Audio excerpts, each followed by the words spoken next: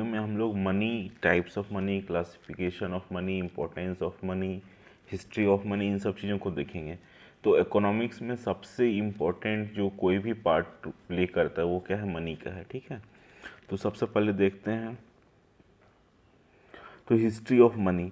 तो सबसे पहले क्या होता था कि बार्टरिंग एंड एक्सचेंज होता था। बार्टरिंग का अर्थ है कि एक गुड के बदले हम किसी दूसरे गुड्स को एक्सचेंज करते थे। ठीक है, फिर क्या क्या हुआ कि कुछ कुछ सेल्स, जो समुद्र किनारे कुछ कुछ सेल्स पाए जाते हैं, उसको as a form of currency use किया जाने लगा। ठीक है, फिर मेटल्स, वो 1000 BC यानी कि बिफोर क्राइस्ट, ठीक है, वो क्या आया, मेटल्स आया। फिर क्या हुआ, 600 BC पर मेटल्स मतलब लोहे को, कॉपर को, इन सब चीज़ों को हम क्या करने लगे, एक्सचेंज करने लगे किसी गुड्स के बदले। फिर क्या था, 600 BC पहले, ठीक है, ये क्वाइंस आया। ठीक है, फिर पेपर मनी, जो पेपर करेंसी अभी हम लोग करेंटली यूज़ करते हैं, वो कब आया, 1000 AD पहले। ठीक है, उसके बाद फिर क्या आया कि 1400 AD में बैंकिंग सिस्टम आ गया यूरोप में। ठीक है, 1637 में ये वैम्पम आया, इसको अमेरिका का फर्स्ट करेंसी बोलते हैं। ठीक है, और फिर 1816 में क्या आया, गोल्ड स्टैंडर्ड आया, है ना। फिर 1950 में क्रेडिट कार्ड्स आ गए। अब फिर क्या हुआ, 1990s में प्लास्टिक मनी आ गए, और अभी 2011 में तो बहुत टाइप आ गया, जैसे गूगल मनी आ गया, यूपीआई आ गया, फ़ोन पे, पेटीएम, ये सब भी आ गया। ठीक है, फिर आगे देखते हैं तो मनी एक्चुअली है क्या। तो money is a good, money एक ऐसा गुड है, गुड मतलब होता है जिसको हम लोग फिजिकली टच कर पाएँ, देख पाएँ। ठीक है, तो money is a good that acts as a medium of exchange in transactions. जैसे सपोज हम एक टीवी खरीद रहे हैं, तो टीवी हम, जैसे दुकान वाला अपने को टीवी दे रहा है, तो हम उसको बदले में क्या दे रहे हैं, तो हम कुछ पेपर करेंसी उसको दे रहे हैं, उसको हम लोग क्या बोलते हैं, मनी बोलते हैं। ठीक है, ये एक तरीका है, it is way for a trade person to trade what he has for what he wants. ठीक है, ये एक मीडियम है, ये एक तरीका है कि हम किसी और चीज़ के बदले किसी और चीज़ को ट्रेड कर सकते हैं। ठीक है, जैसे कि कोई डॉक्टर है तो वो अपना सर्विसेज को पैसे के बदले ट्रेड कर सकता है। कहीं हम कुछ फ्रूट्स खरीद रहे हैं तो उसके बदले हम क्या करते हैं, पैसा देते हैं। तो मनी क्या है कि एक एक्सचेंज मतलब लेन देन का एक मीडियम है, उसके बदले थ्रू हम क्या करते हैं, लेन देन करते हैं। सबसे पहले क्या था, बार्टर सिस्टम था। तो बार्टर सिस्टम क्या था, सबसे पुराना मेथड है एक्सचेंज का। इसमें हम लोग क्या करते थे कि this is a system has been use for centuries, ये मतलब हजारों सालों तक यूज़ किया गया, long before money was invented, पैसा आने से पहले। ठीक है, people exchange services and goods for other services and goods in return. तो जैसे देखो वो ये क्या कर रहा है, अनाज देके फल ले रहा है। ठीक है, ये कुछ और देके कुछ और चीज़ ले रही है, समझ में आ रहा है कि नहीं आ रहा है। तो एक गुड के बदले हम दूसरा गुड्स लेते थे, लेकिन उससे दिक्कत क्या होता था, जैसे किसी के पास 1 kg एप्पल है और 1 kg राइस है, तो 1 kg एप्पल के बदले कितना केजी राइस मिलना चाहिए, तो एक कुछ कॉमन यूनिट नहीं हो पाता था, है ना, कि 1 kg टोमेटो को बदले कितना केजी क्या देना है, तो एक जम नहीं पाता था, समझ में आ रहा है। तो दिक्कत जाता था, इसलिए हम लोग क्या किए, मनी का आविष्कार करें, है ना। फिर सेल्स, देखो ये सेल्स जो हम बात कर रहे थे, ये क्या है कि समुद्र किनारे पाया जाता था। ठीक है, तो फिर इसमें एक्सचेंज होने लगा, इसको as a form of money use करने लगे। ठीक है, तो आज से 1200 साल पहले, यानी कि जैसे देखो अभी 2021 चल रहा है, तो 2021 को हम लोग एडी बोलते हैं ना। तो जब जीरो या जीरो जहाँ से पहला साल हुआ था एडी, उससे पहले को हम क्या बोलते हैं, बीसी बोलते हैं। ठीक है, तो ये जीरो जहाँ से हुआ था, है ना, ये अन्नो डोमिनी एडी होता है, बीसी मतलब बिफोर क्राइस्ट होता है। ठीक है, तो याद रखते हैं ना। तो मान लो 2021 कहीं हमारा जीरो से 2021 एडी हुआ, उसके पहले क्या था, बीसी था। ठीक है, before Christ.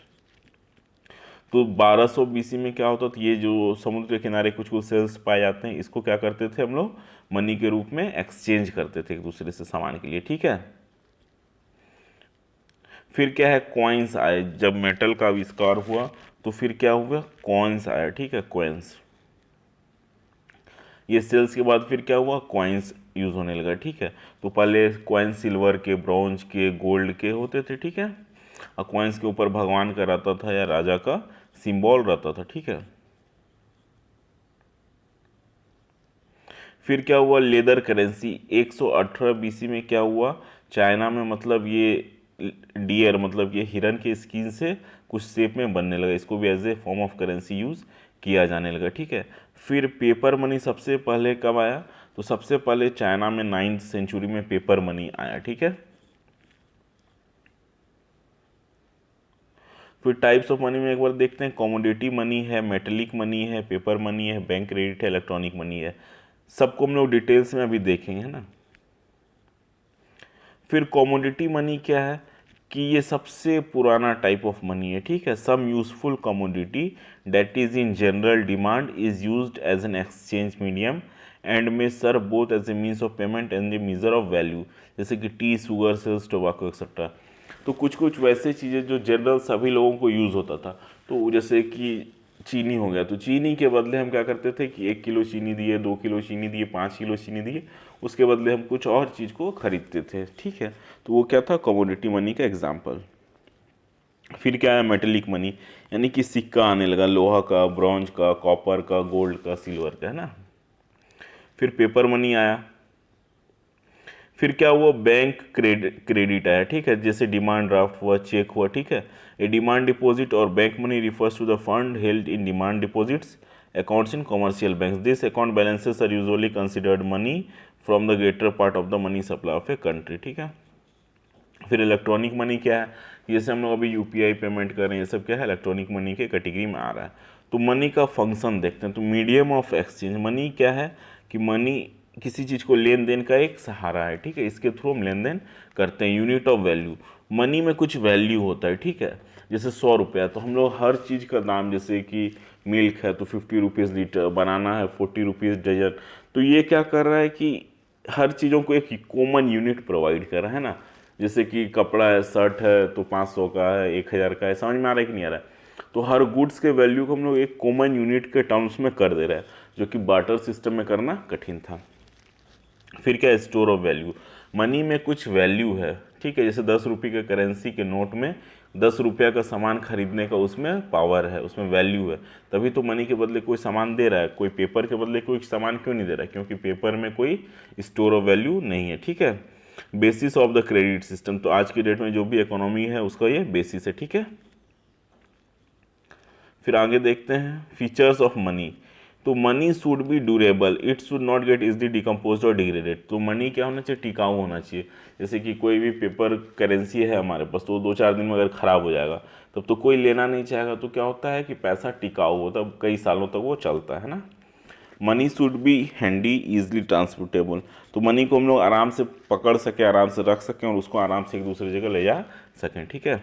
Accepted, people are willing to accept, money क्या होना चाहिए कि आदमी लेने के लिए तैयार होना चाहिए। जैसे इंडिया में सपोज पाकिस्तान का करेंसी चलाएंगे तो कोई लेने के लिए तैयार नहीं होगा, ठीक है। तो मनी का एक इम्पॉर्टेंट फीचर क्या है कि वो जैसे इंडिया का करेंसी है तो वो पूरे इंडिया में ही आराम से चलेगा।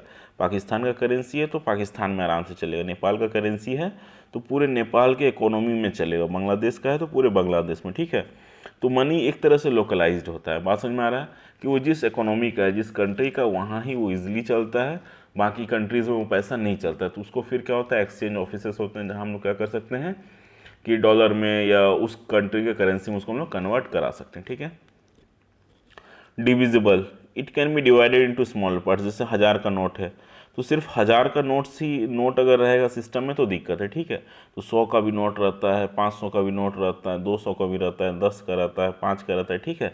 इससे फ़ायदा क्या होता है कि मान लो हम 1000 में 200 का सामान खरीदे तो 800 रुपये हमको वापस भी मिल सके, ठीक है। तो मनी क्या होना चाहिए, छोटे छोटे पार्ट्स में भी वो डिवाइडेड होना चाहिए। फिर क्या है, स्टेबल इन मनी, मनी का वैल्यू क्या होना चाहिए, स्टेबल होना चाहिए, वो हर दिन बदले नहीं। जैसे 100 रुपया है, ठीक है, कल इसका वैल्यू अगर 50 रुपया हो जाता है, जैसे शेयर्स होते हैं, तो शेयर्स का वैल्यू क्या है कि हर दिन बदलता है। 100 रुपया है एक शेयर का दाम, तो अगले दिन हो सकता है 95 हो जाता है। इस टाइप मनी का नहीं है, ठीक है। मनी आज भी 100 रुपया, 10 दिन बाद भी 100 रुपया रहेगा, 6 महीने बाद भी उसका वैल्यू 100 रुपया ही रहेगा, ठीक है। इस अगर ये स्टेबल नहीं होता तो क्या होता कि लोग मनी को लेने से डरते, पता नहीं कल उसका दाम घट जाए, कल उसका दाम बढ़ जाए, ठीक है, ये सब दिक्कत आती है।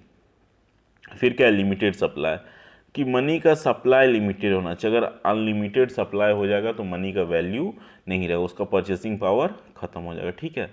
तो फिर अभी हम लोग क्या करेंगे, कुछ और टाइप्स ऑफ मनी उसको डिटेल्स में देखें।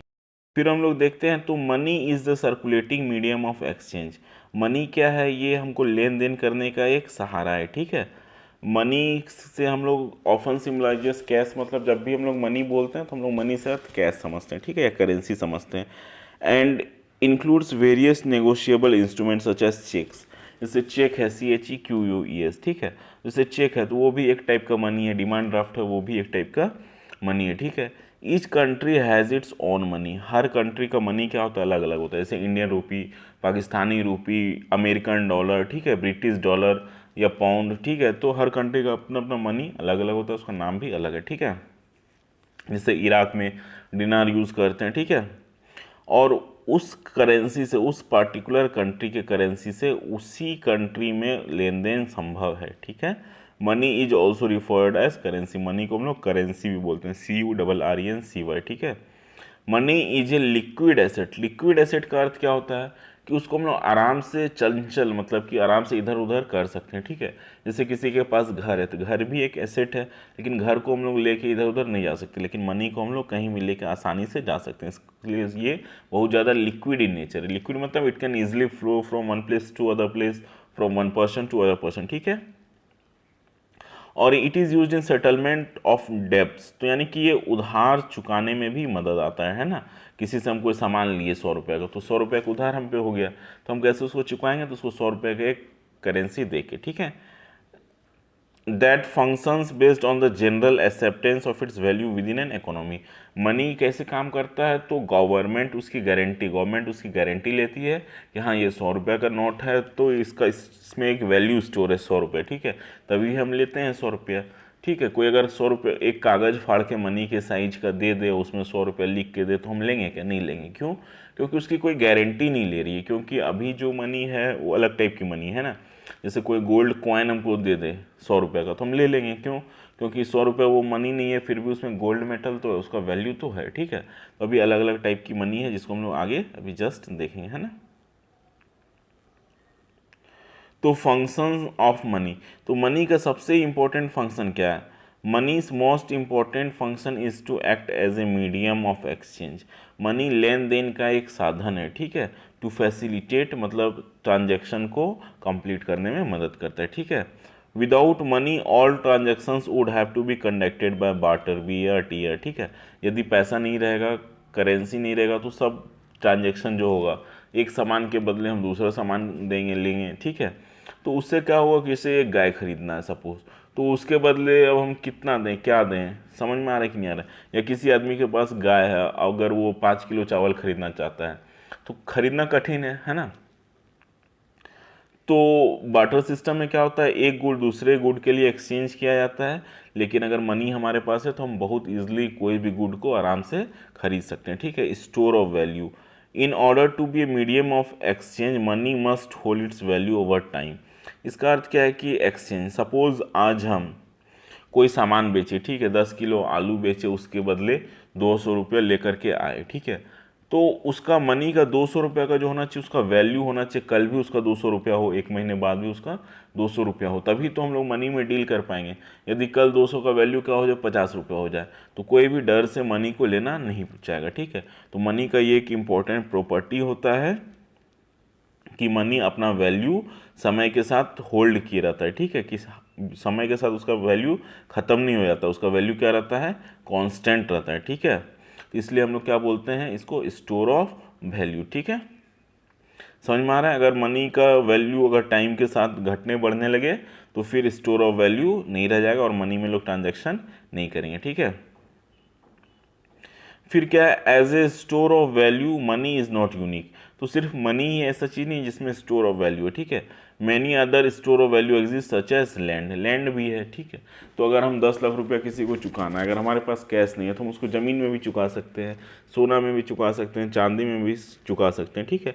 लेकिन मनी का क्या है कि money is more liquid, liquid मतलब ये आराम से एक्सचेंज किया जा सकता है than most other stores of value, because as a medium of exchange it is rapidly accepted everywhere. जैसे अगर हम MP है, तो राजस्थान के किसी आदमी को पैसा चुकाना है 5 लाख रुपया, तो उसको बोलेंगे MP में तुम ज़मीन ले लो, तो वो नहीं लेना चाहेगा, ठीक है। लेकिन पूरा भारतीय करेंसी जो इंडियन रुपी है, वो पूरे भारत में आराम से हर आदमी उसमें लेन देन करना चाहेगा, ठीक है।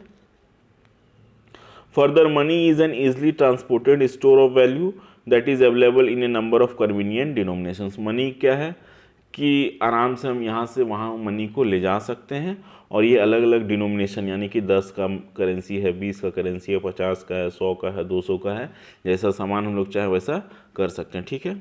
नेक्स्ट प्रॉपर्टी ऑफ मनी क्या है?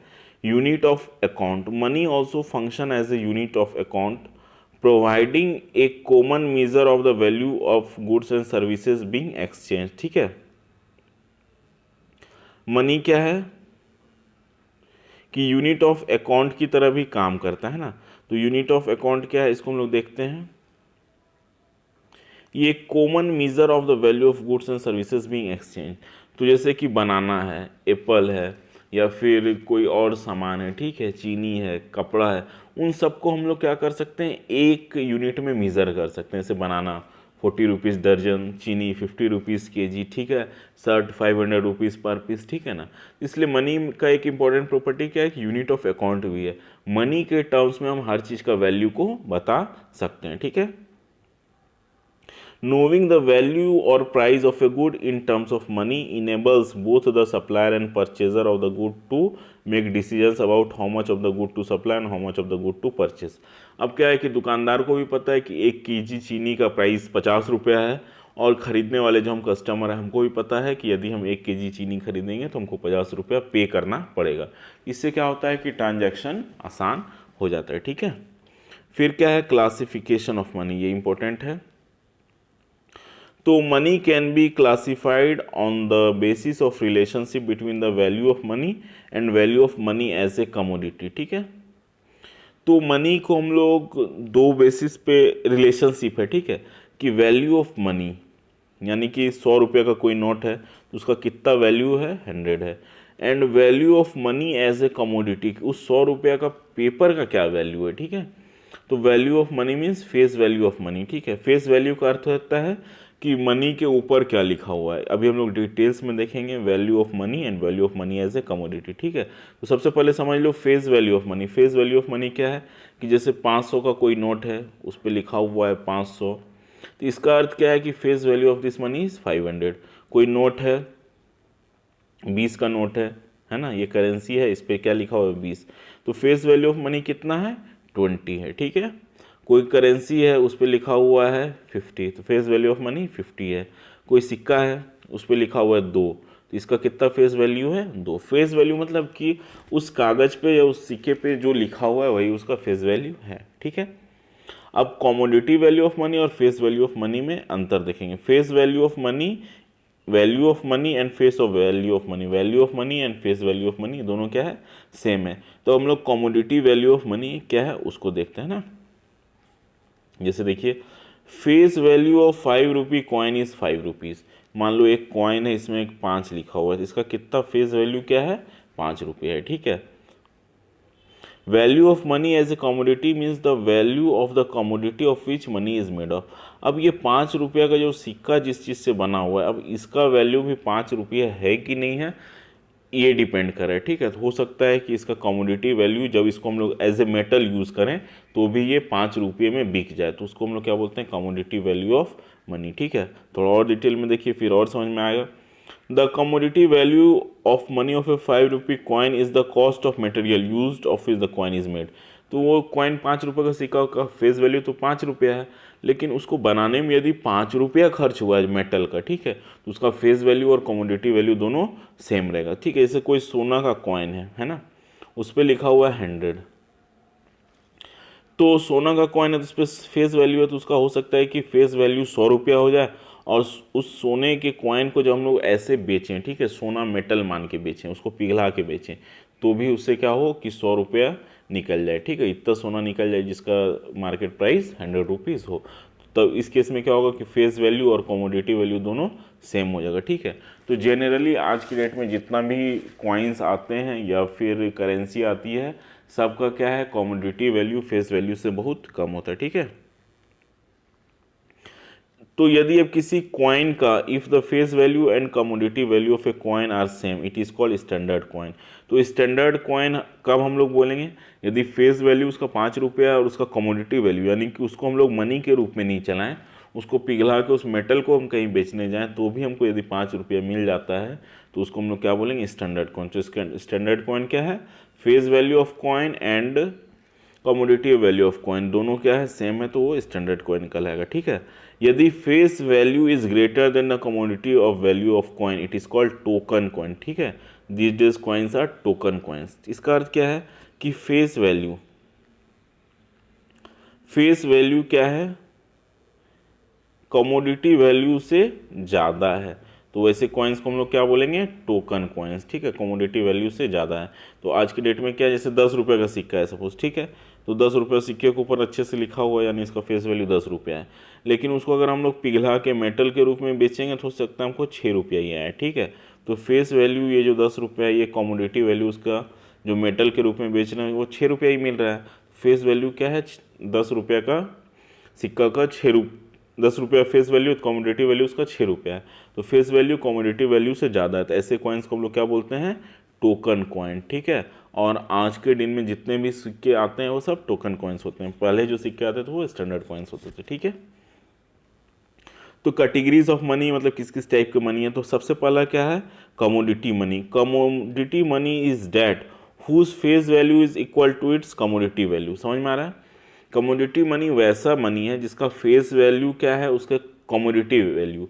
कमोडिटी वैल्यू मतलब जिस चीज़ का वो बना है, यदि हमको उसको हम लोग मार्केट में बेचेंगे तो हमको उतना रुपया ही मिल जाए, इतना फेस वैल्यू। ठीक है, पहले क्या होता था, गोल्ड स्टैंडर्ड में करेंसीज बनती थी। ठीक है, फिर अभी क्या है कि गोल्ड स्टैंडर्ड ख़त्म हो गया है ना, तो उस टाइम क्या होता था कि मनी का जो करेंसी का जो फेस वैल्यू होता था उसके कमोडिटी वैल्यू के बराबर होता था, तो वैसे मनी को हम लोग क्या बोलते थे, कमोडिटी मनी। ठीक है, तो क्या बोल रहा है, in other words the face value of coin was equal to its commodity value. ऐसे नहीं सुनते थे, अंग्रेज के टाइम में सोने का सिक्का चलता था, तो उस सबको हम लोग क्या बोलते थे, कमोडिटी मनी, है ना, कि जितना उसका वैल्यू है, 100 रुपये वैल्यू है, तो उतने उसको यदि हम लोग एज ए कमोडिटी यानी एज ए मेटल बेचें तो भी हमको 100 रुपया मिल जाए। ठीक है, लेकिन आज की डेट में क्या है, वैसा है नहीं। फिर सेकेंड है representative money. Though in spirit it is like the commodity money, but in form it is different. This kind of money is usually made of paper, but equal to the face value of the money, gold is kept in reserve. This money saves the। फिर क्या हुआ, representative money आने लगा कि वो कागज़ का ही 500 रुपया है ना, ये कागज़ का एक रिप्रेजेंटेटिव मनी है। ठीक है, या फिर ये चेक हो सकता है ना, या फिर ये डिमांड ड्राफ्ट हो सकता है, कुछ भी गवर्नमेंट इशू कर रही है ना, मान लो करेंसी ही 500 का इशू कर रही है, लेकिन गवर्नमेंट क्या कर रही है, इसके बदले वो रिजर्व बैंक में 500 रुपये का सोना रख रही है और फिर एक 500 का नोट छाप रही है। इसी को हम लोग क्या बोलते हैं, रिप्रेजेंटेटिव मनी।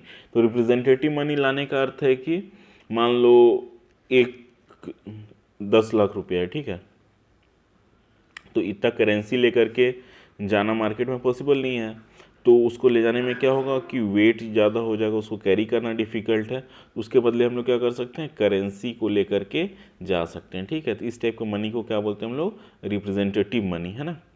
तो देखो, though in spirit it is like the commodity money but in form it is different. This kind of money is usually made of paper. ऐसा मनी क्या है, पेपर का बना होता है, but equal to the face value of the money. जितना money का face value है उतना गोल्ड हम लोग क्या करते हैं, रिजर्व में रखते हैं। ठीक है, मतलब गवर्नमेंट उसको रिजर्व बैंक में जमा करके रखती है। ठीक है, this money saves the user from inconvenience of carrying money in heavy weight. जैसे मेटल्स को हम लोग लेकर के जा रहे हैं तो वो बहुत भारी हो जाएगा, उसके बदले हम लोग क्या कर सकते हैं, पेपर करेंसी को ईजिली ज़्यादा क्वांटिटी में हम लोग ले जा सकते हैं और उससे हम लोग कुछ भी बिजनेस या सामान खरीद सकते हैं। ठीक है, फिर आगे देखते हैं।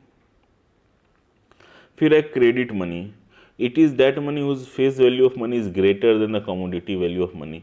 तो ऐसे मनी में क्या होता है कि फेस वैल्यू है इसका 2000, लेकिन इस कागज़ को कहीं अगर बेचेंगे तो 1 रुपया भी नहीं मिलेगा, है ना।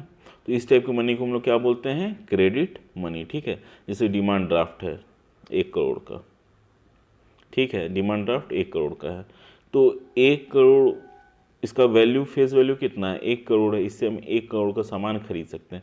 लेकिन यदि इस पेपर को हम लोग बेचेंगे तो शायद 1 रुपया में भी कोई नहीं खरीदेगा, है ना। जैसे चेक है, उसमें कितना भी हम लोग भर सकते हैं, लेकिन यदि हम उसको एज ए पेपर ट्रेड करेंगे तो 0 मिलेगा। तो it is that money whose face value of money is greater than the commodity value of money. इसका क्या है, फेस वैल्यू इसके कमोडिटी वैल्यू से बहुत ज़्यादा है, ठीक है। जैसे टोकन कॉइन्स हुआ, टोकन कॉइन्स वैसे कॉइन्स होते हैं जिसके फेस वैल्यू कमोडिटी वैल्यू से ज़्यादा होता है। And promissory notes, promissory notes जैसे आज के बैंक के करेंसी को देखोगे तो उसमें लिखा रहता है कि मैं ग्राहक को 500 रुपया अदा करने का वचन देता हूँ, नीचे गवर्नर का साइन रहता है, ठीक है। तो वैसे नोट्स को क्या बोलते हैं, प्रोमिसरी नोट्स, मतलब कि गवर्नमेंट प्रॉमिस कर रही है कि उस नोट का वैल्यू उतना है, ठीक है।